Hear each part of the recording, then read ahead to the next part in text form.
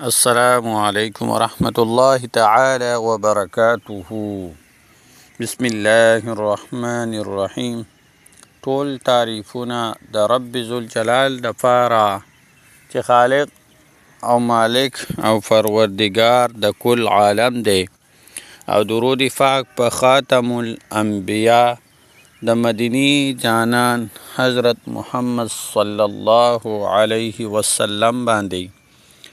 امید د رب ذوالجلال نه ساتمه چې تاسو به روغ جوړ یئ، په صحت به برابر یئ.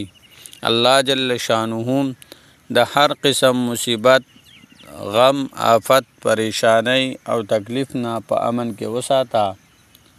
الله جل شانه عمر دراز سره د صحت نصیب کا. الله جل شانه د هر قسم وبایي امراضو، اچانکی غمونو، آفتونو نه په امن کې وساته. عزتمندو، ما نن ستاسو د پاره یو ډیره مجربه وظیفه راوړې ده چې د دې وظیفې په کولو سره به الله جل شانه ستاسو ګناهونه یعنی په تاسو باندې به د مغفرت آثار هم ښکاره، یعنی تاسو ته به ګناهونه الله جل شانه د دې وظیفې په برکت سره معاف کوي. په تاسو باندې کومه تنګي وي، د هر قسم د هر لحاظ سره وي، هغه تنګي به الله جل شانه د دې وظیفې په برکت سره لرې کوي. او بل دا دی چې تاسو له به الله جل شانه رزق برته حاصلیږي. الله جل شانه بدله د خپل دربار د غیبو خزانو نه بدله رزق درکوي، یعنی د رزق تنگستیا بم الله جل شانه ختموي، رزق پم پراخه کوي. دا وظیفه ډیره اسانه وظیفه ده، ډیره مجربه وظیفه ده. او دا وظیفه کول دي د څه په ورځ باندې؟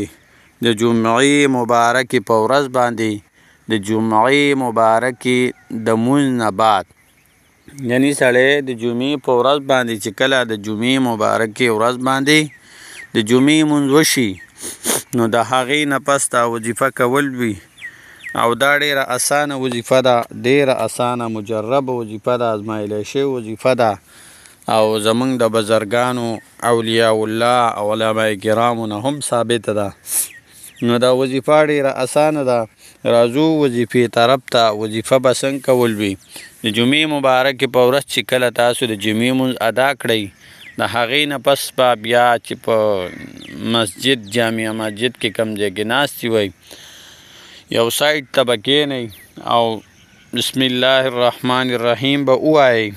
بیا به په نبی علیه الصلاة والسلام باندې درود پاک ووایئ.